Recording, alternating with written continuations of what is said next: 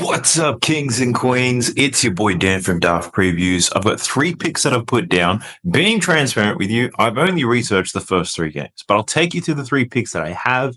Then we'll go through all the other games and I'll give you some insights and some other things I might be betting on. If that sounds interesting, let's go.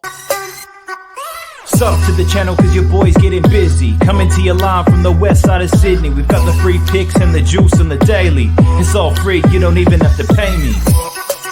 Before we jump into the picks, though, quick recap on the day that I just had. VIP were 5.4 units up. Had a pretty low volume day in this one, but those 5 units take us up to 34 units of profit in April. On the season, 295 units. So it's crazy to think about how well this season has gone for me. When the season started, I wanted to get 150 units profit to kind of beat last year. We smashed that early, and we managed to do it by betting no more than 1 unit on a bet. So really pleased with how it's gone. The next couple of weeks are going to be crazy. There's a lot of people who hate it because rotations are cooked. You probably don't know the players who are going to be on the court. But in terms of betting, I think there's tons of value out there. So I'm pretty excited about the next couple of weeks. In terms of straight picks, went 3-1 on those. The only loser was Kalel Ware. Took him over his points and rebounds. He didn't get close to his minutes that I expected today. And that's because he did a Jalen Duren. He found some foul trouble. He's back up off the bench. Kyle Anderson had 12 points, 14 rebounds. No doubt in my mind, had Ware played the normal minutes he should have, he probably puts up a similar stat line and cashes his bet out. Outside of that, we pretty much won every other bet. Dante DiVincenzo over 11.5 points. Well, being honest with you, I feel lucky that I got this one right because his minutes weren't there, the volume wasn't there. Lucky that he was very efficient when it came to shooting the ball today. Finished with 13. Rudy Gobert took his over 23.5 points and rebounds. This was sweat-free from Rudy. He was a monster. He was dominant. Plus, the 76ers kept this game close, so he saw a lot more minutes. Hit on Spencer Dinwiddie over 9.5 rebounds and assists. This was another easy one. I love the read here. I hit a couple of value plays. Rudy Gobert plus 230, Dinwiddie plus 250, plus a Trixie combo. So let me show it to you. So this is the Dinwiddie play. Over in rebounds, over in assists, under 20 points. This was easy money, 15 to 175. And then we had Rudy, 15 points, 10 boards, 15 to 165. And then we put them in a Trixie combo. Had 100 into 288. Obviously, Ware didn't get it done. The outside of that, made a little bit of profit today. Or a little bit. 5 units is a lot. But we'll take it. Hopefully, we get to 300 units profit by the end of this upcoming slate. If you're interested in checking out VIP, I'll leave a cheeky discount for you in the video description below. Go ahead and check it out. Now, jumping into the Props Madness, the best tool you are going to find if you like betting on NBA player props. Go ahead and check it out. 7-day free trial, 25% off if you use the code DAFT when you happen to sign up.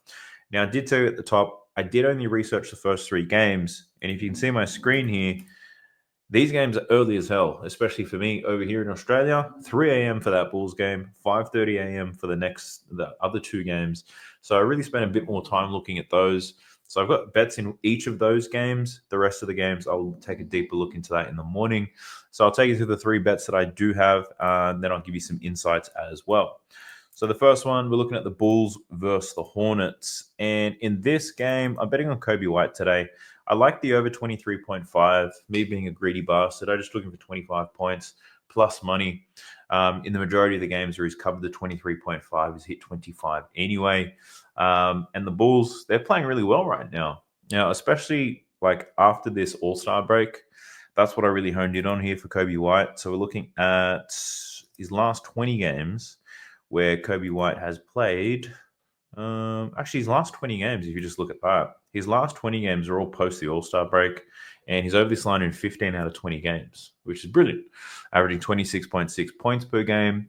And the thing I'll say about the Bulls is like, they're not tanking at all. Like the Bulls are in a position to play in the play-in right now.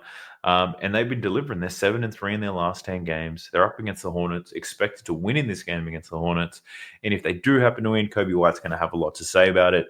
In terms of the matchup, it's a nice one. During the season, the Hornets pretty much like average at everything, but we've seen post the All-Star break with their injuries and stuff, they've been getting absolutely cooked by guards, getting smashed from above the break. They're running Mark Williams, Yusuf Nurkic. There's a whole lot of drop coverage there that Kobe White can take advantage of, get some good pull-up shots off. And if you just look at this here, 13 out of the last 15 guards have covered their points line against the Charlotte Hornets. So I'm looking at Kobe White to do the same thing. Even though the spread is at 9.5 points, I don't think we see a massive blowout. I do think the Hornets hang for a little bit. The Bulls get the win, and Kobe White's on there long enough to do a little bit of damage. So I like the over 23.5, but I took it for 25 points at plus money. Something you'll find in common with all three plays that I have today. They're all plus money plays, but I'm also staking 0.75 units on these. Not a full unit on these suckers. I'm not going to be able to see the injury report, any changes, projections, things like that. So staking a little bit less, but taking more as well with the player. The next one, we're looking at the Lakers versus the Thunder. This is a pretty much automatic one. So if you haven't been watching the videos, my strategy around betting Laker games is pretty much to take weak side shooters who can score in transition. So I went with Lou Dort in this one. Now, I do love the over 9.5 points, and you're getting terrific odds for it as well. But I was being a little bit greedy with it. I went for the 3-pointers made. Over 2.5 3-pointers made for Lou Dort, plus 160 right now. So I think we're getting tremendous odds here. So Dort, he's over this line in 5 out of his last 8 games when he plays at least 28 minutes and the OKC Thunder at full strength. So he's averaging 3.5 3-pointers made in those games. Pretty much the way that works, the Lakers, they kind of prioritize limiting points in the paint. They sell out and they give weak side shooters open looks. He'll likely be defended by Luka as well. And Luka naturally gravitates towards the ball. He puts himself in a good position to get rebounds, but he often leaves corners wide open. And I think Lou Dort's going to see some good looks. We should see a lot of volume here. I think in 5 to 6 3-pointers made, I think that's what Lou Dort should put up in this game. And hopefully he can cash in 3 of those suckers because the odds on this are fantastic. So I'm rolling with Lou Dort here.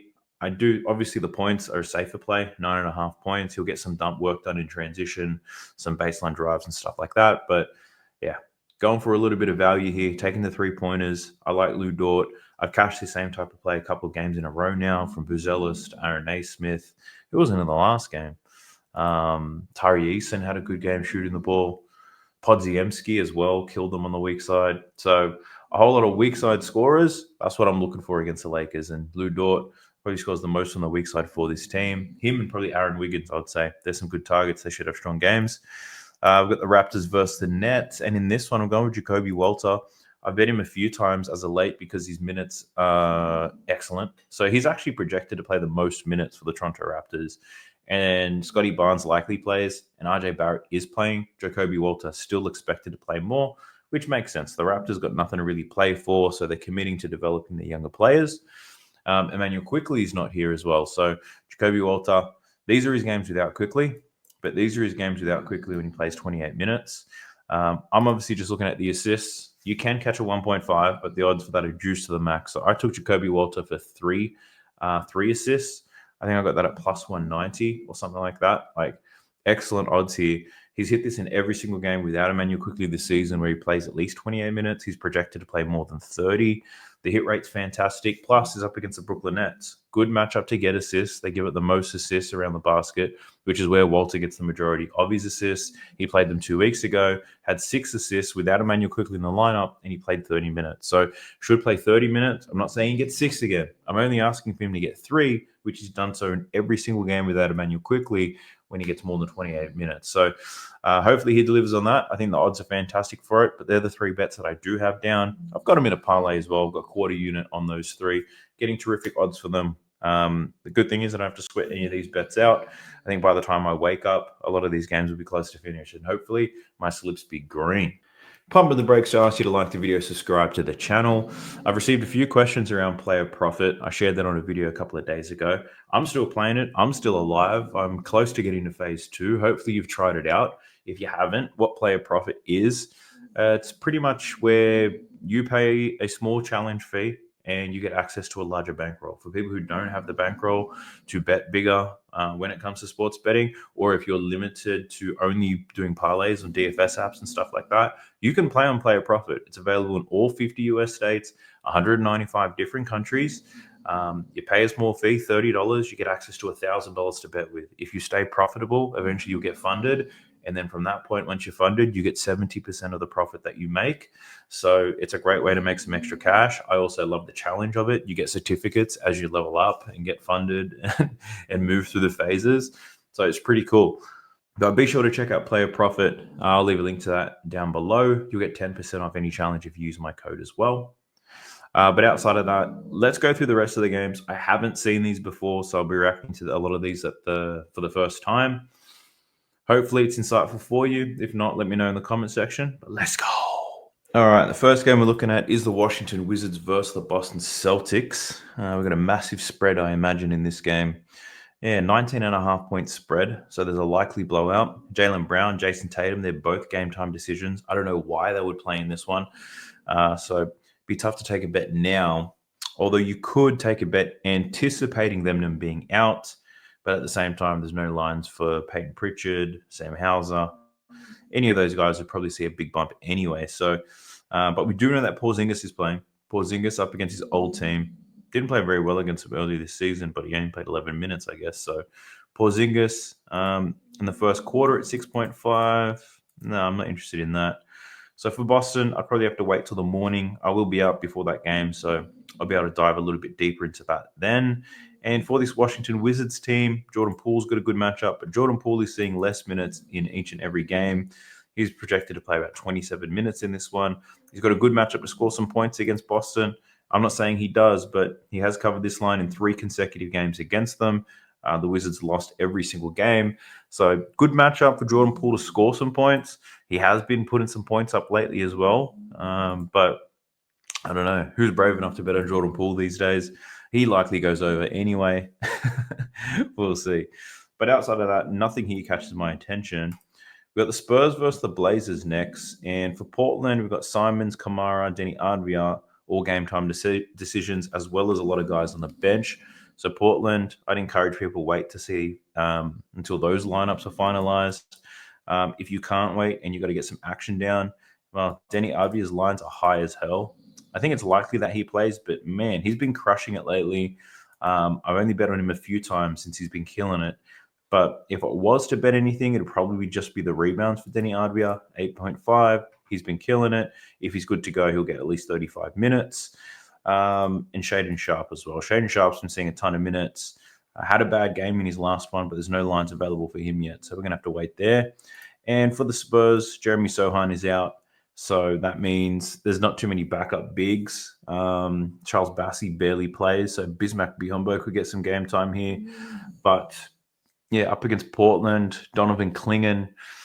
I want to bet on Donovan Clingan because he's expected to play minutes. But if the Spurs go small, which might be a little bit hard actually with Sohan, Clingan could be an effective look. One to really look out for. Just his rebounds prop. I wouldn't bet anything else. Lesson learned. But all things around the Spurs will revolve around Stephon Castle and Devin Vassell. It'll be interesting to see if Toumani Camara plays, who he's going to defend, because that's going to be a difficult matchup. So I haven't really bet on the Spurs lately. But let's keep moving. We've got the Utah Jazz versus the Atlanta Hawks. And in this one, game time decisions, nothing really of note. KJ Martin. Man, I hate to say it, but Kyle Filipowski's numbers are going to look good.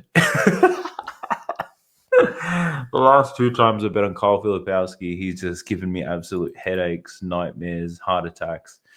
He's just been struggling shooting the ball when I seem to bet on him. And I hate to say it, but he's got a great matchup again. And I probably won't bet on him, and he probably kills it. But we're looking at the games without Walker Kessler. He plays 30 minutes. He scores really well and rebounds quite nicely too. If I had to bet on him, though, I'd probably be looking at the boards. But, yeah, I don't know. He's been so bad lately. But on the season, great numbers, and he's going to get some opportunities. I will say that. Trae Young assists. Obviously, this Utah team's given up a whole lot of assists out of the late. But the books are well aware of this. So the line is at 12.5 for Trae Young to get dimes here. My goodness. I've got a 12-point Atlanta Hawks spread. He played them once this season. He had 20 assists. My goodness, 20 assists from 29 potentials. That was back in January. So Trae Young has murdered the Jazz already. He could do it again. Points-wise, what are we looking at here? He scored 24 points the last time he played them. So it's interesting. I'm not saying he can get 20 again, but the matchup is really nice. I will say that. But 12.5, I think that's a little bit too high. Someone like Onyeka Okongwu. So they're missing Laurie, John Collins, and Walker Kessler. Filipowski at the 5 is soft as hell. I will say that. It's part of the reason why Miles Turner dominated him. Mark Williams has dominated him in recent games. They're the games I've watched really for Utah. But Onyeka Okongwu, not as big as those guys, but I honestly think he can have his way with him down low. So you can see here 10 out of the last 15 similar types of players have done well against Utah. Onyeka Okongwu has not been playing very well lately, though. So that's a concern for me. Head-to-head matchups. He only played 23 minutes the last time he played Utah. Had 9 rebounds in 23 minutes, though, so that's interesting. Onyeka Okongwu is going to play, close to 30, I think. More, 33 minutes. So Onyeka Okongwu, when he plays at least 30 minutes, he's over this in 12 or 22, averaging 11 rebounds per game. The Jazz, towards the bottom of the league in terms of rebounds allowed to his position. So if we filter out the top 10 teams, 9 out of 15 averaging 11 boards per game. Onyeka Okongwu, the boards, it's not too bad. Like I said, been getting dominated as of late, especially with no Walker Kessler. I think that's the biggest call out here. If I had the time, I would go through each game where Walker Kessler doesn't play, and I would check to see how centers have performed and what they've done. Because from what I remember and what I think happens is they do get absolutely pummeled. So Onyeka Okongwu to get some rebounds, I think that could be an interesting look as well. We've got the Kings versus the Cavs. We've got a 9.5 point spread, total at 236. We've got Murray's a game time decision for Sacramento. Ty Jerome's a game time decision, as well as Dean Wade for Cleveland. Cleveland, difficult to bet on prop wise, so I've got no interest in betting on any of them today. The Sacramento Kings do give up a lot of 3-pointers, though, spot up shooting. But who's really doing it for the Kings? Is it probably most likely a Zach LaVine? But he's hot and cold, I guess. Actually, Zach LaVine plays for the Kings. What am I talking about? For Cleveland, Evan Mobley hit a couple of threes in the last game. Maybe that could happen again. He did make 4 3-pointers the last time he played the Sacramento Kings too. So that's interesting. Plus 150 for him to make 2 3-pointers. Good matchup here. They give up a lot of threes, especially to spot up, and Mobley can get it done. 2 threes for Mobley. Great odds there. If you want to take that risk, DeAndre Hunter will get some looks, and as well as Max Strus as well. I think 3 guys to really look out for if you want to dive a little bit deeper into that. But looking at the Sacramento Kings team, Domas, I'd be looking at Domantas Sabonis to get some boards here. Lines at 13.5. Cleveland, on the season, don't give up many rebounds, but lately I know that they've been getting pummeled on the glass. Looking at their last 15 games, the Cleveland Cavaliers allow the most rebounds to centers in the league over the last 15 games. Jared Allen being on there, that helps. So Domantas Sabonis to get some boards. So if I just look at, 11 out of the last 15 centers have gone over their rebound line against the Cavs. 9 out of the last 15 similar types of players have gone over as well. So Domas to get 14 boards at plus money. You can get this line at 12.5. I don't mind that either. Head-to-head, hasn't played the Cavs this year. Last year, 9 and 19 rebounds. So very interesting. Domantas Sabonis, that might be an interesting look to get some boards. A nice little rebound ladder, perhaps. In terms of scoring the ball, again, Cleveland, they give up points to spot up shooters, but not too many. It's because they're good at defending everything else. But yeah, I'm not too excited to bet on the Kings. But Domantas Sabonis to get some boards, or maybe even Jonas Valanciunas off the bench to get some boards. That could be an interesting look too. We've got the Phoenix Suns versus the New York Knicks. I think Jalen Brunson plays in this game. Looking at the lines here, Bridges at 15.5, OJ 18. Yeah, I think they're anticipating he comes back. I'd wait for that to be confirmed. But if he does come back, Mikal Bridges, I think that's still good value. His points, maybe his points plus assists. That's a pretty low line. And I know they're anticipating Brunson back. Let's do this with Jalen Brunson. Doesn't have the best hit rate, I must tell you. But at the same time, Jalen Brunson, I don't believe he plays like 35, 40 minutes like the rest of the starters, but we'll see. OG's been balling right now, but last 4 games with Brunson, he went over as well. So OG on fire, line at 18.5 against this Phoenix Suns team. I don't even worry about the data. Like, they ain't playing defense right now, so that could be an interesting look. Karl Anthony Towns, I've given up on betting on this guy because I don't know what he's going to do. The last time I bet on him, he got into some foul trouble. So, yeah, I think it's real interesting. But we'll see what the lineup looks like, what the projected minutes look like. I think Devin Booker to score some points. 2 straight games, 30-plus points. He's made it happen. The Knicks, terrible in that pick and roll, and that's perfect for Devin Booker. Very similar to the Boston Celtics, give up a lot of points to pick and roll ball handlers. I think Devin Booker can score another 30-piece today. He had 33 against them last time, and there was no Kevin Durant, no Bradley Beal. Took 23 shots, wasn't very efficient with it. 2 from 7 from deep. I think Devin Booker can score some points today, so I'll be looking at his points prop close to the game. We'll see what the market does to the line. That's an interesting look. Bradley Beal, he was terrible in his comeback game here against the Boston Celtics. 0 from 7, missed everything, 50% from the line, finished with 1 point. His line's at 15.5. Maybe he's shaken off a little bit of rust, perhaps. But Bradley Beal should play at least 30 minutes in this next game against the New York Knicks. And Bradley Beal, when he plays 30 minutes, take a look, he does average 18.5 points. So I think if you're betting on Bradley Beal, you're assuming that he's not rusty anymore coming back from injury. But yeah, we'll see what the market does to these lines. We've got the Indiana Pacers versus the Nuggets. And in this game, Jamal Murray's a game time decision. Pascal Siakam is out. So knowing that Siakam is out, I think it opens up some points props for some other players. Although some of these players not named right now. So, and this is part of the reason why I like waiting till the morning now to place my bets, because if I look at it, there's only 4 options when it comes to scoring points for the Indiana Pacers right now. They're the only lines that are available. But if I knew what the lines were for Mathurin, Jarris Walker off the bench, Obi Toppin, then it makes it easier to see where the value is. Whereas when they only show you a couple of players that are available, it's easy to get swayed, and you get swayed into the wrong type of bullshit. Like, you don't factor in the role players and how well they'll perform. So Tyrese Halliburton assist, though, always curious about that. 10.5. It's a fair line. I think it's still playable, though. He had 15 assists against Denver last time. 15 assists from 32 potentials in 40 minutes, and they lost that game too. That game was at home. They're playing in Denver, though, so that could be a little bit tricky, but we know the Denver Nuggets, they do give up the most assists in the league. They have slightly improved on that, though, as of late, but still giving up a ton of dimes. So Halliburton to get a double-double could be a look. Over 10.5 assists could be a look. I know Aaron Gordon had a strong game against the Pacers last time. He was bullying Pascal Siakam. 25 points in that game from Aaron Gordon.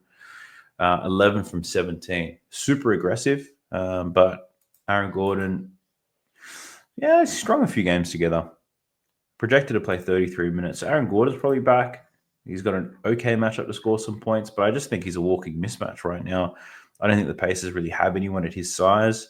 Jarris Walker, whenever his lines could come out, that would be interesting. So Jarris Walker, if you don't know who that is, typically plays off the bench, gets about 15 minutes a game, but when he gets on there, like, his shot per minute played is like really high. He's very aggressive. Now he's probably going to see about 23 to 25 minutes in this one. In a fast-paced game, we've got a very high total, 240 points. I wouldn't be surprised to see Jarris Walker to probably score 10 points. So I'm interested to see where Jarris Walker lines are at. Obi Toppin, Benedict Mathurin. I think those could be some 3 guys who can get some buckets. Another person's Miles Turner. This matchup here against Jokic is a good one. He scored 23 points the last time he played Jokic. Weak against pick and roll men and spot up shooters, which is pretty much Miles Turner. So Miles Turner is the perfect prototype if you want to score some points against the Denver Nuggets. 16.5. It's not a bad line, and you're getting terrific odds for it as well. So that might be one that I look into in the morning. So I don't mind that. Wonder how many minutes Miles Turner is projected to play in this one. It's pretty much as usual. It's about 31 minutes.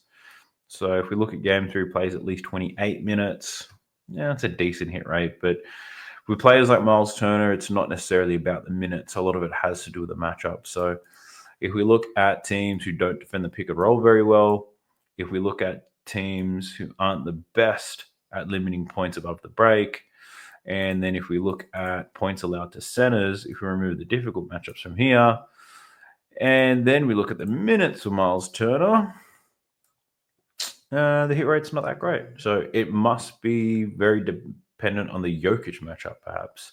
So he should get volume, is what I think happens here. Jokic in pick and roll doesn't necessarily play in the drop coverage the whole time. He'll put a little bit of pressure on Tyrese Halliburton to try to stop him from shooting, which I think is going to leave Miles Turner open. So Turner should see some volume. 1.5 3-pointers is pretty much juiced. That's unplayable. So they're expecting him to hit 2 threes, which opens things up on the point side of things. So Miles Turner potentially, but I don't want to make any calls on that. I'm really interested in these three guys, Jarris Walker, Obi Toppin, and Benedict Mathurin.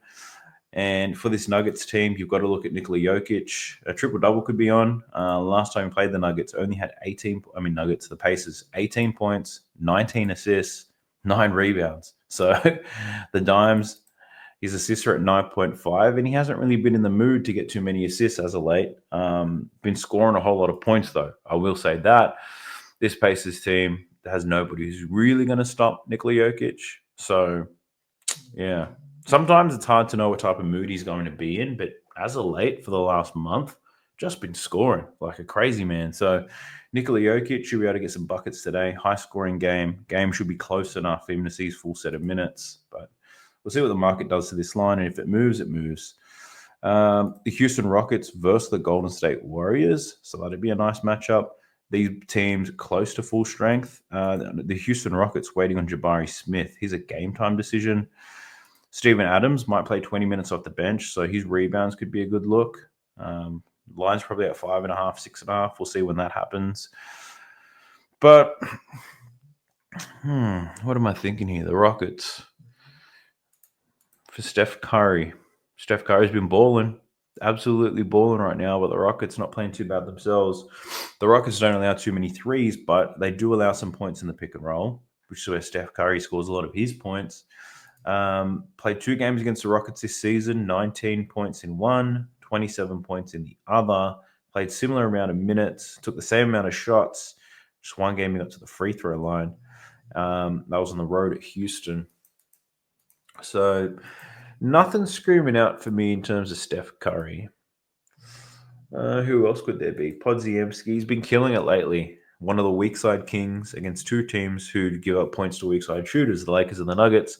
The Rockets are the complete opposite of that. So the line's only at 13.5, 14.5 in some places. Could look at an under there for Podziemski. He's over in 1 of 4 games against the Houston Rockets. The game he went over, played 39 minutes, scored 18 points. No Kuminga in that one. I don't think he plays 39 minutes today. I'll tell you that much.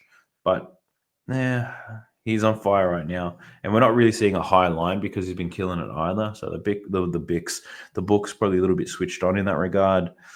Şengün, I don't like betting on him. Boards could be there up against the Golden State Warriors. He's rebounded very well against them so far in this season, 3 out of 4, averaging 10.5. What else do we have? Jalen Green, I would assume his matchup is somewhat difficult. Head-to-head matchups here against, the Warriors have been difficult, But I did have a lean for Jalen Green to go under his last game against OKC, and it was a very similar-looking graph that I was looking at, and Jalen Green absolutely killed it. So I have no interest in betting his under right now. He could impress. He could turn up today. We'll see.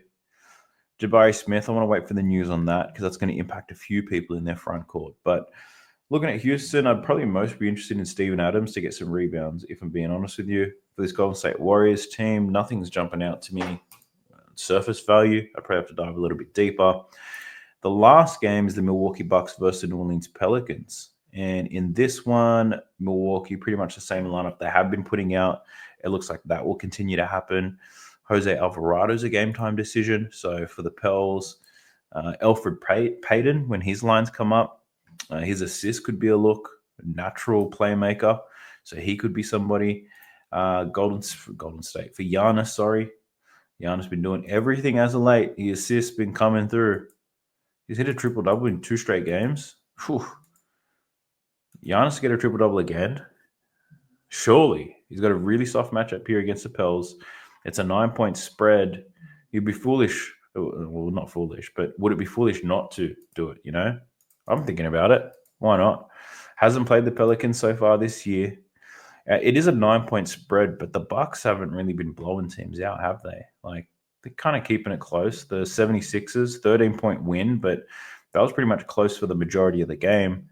Yeah, I think Giannis assists, if I had to bet something, that is one. 7.5 is high, not going to lie for Giannis. But yeah, who knows? I'll probably just play a little bit on Giannis to get a triple-double maybe, because he's just balling right now. 30-point triple-double perhaps. I don't know. We'll see. We'll see how I feel in the morning.